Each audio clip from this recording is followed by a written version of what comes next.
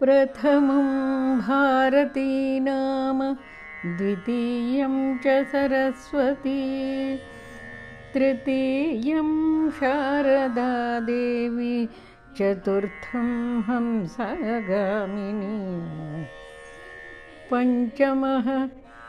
पञ्चमं च जगन्माता, षष्ठं चैव तु पार्वती, सप्तमं कालरात्री च, अष्टमं ब्रह्मचारिणी, नवमं च मृगाक्षी च, दशमं ब्रह्मपुत्रिका, एकादशं तु वाग्वाणी, द्वादशं वरदाम्बिका, द्वादशैतानि नामानि, त्रिसन्ध्यं यः पठेन्नरः, तस्मै सरस्वती माता षण्मासात् सिद्धिदा भवेत् इति श्री विद्यावर्धक श्री सरस्वती स्तोत्रम्।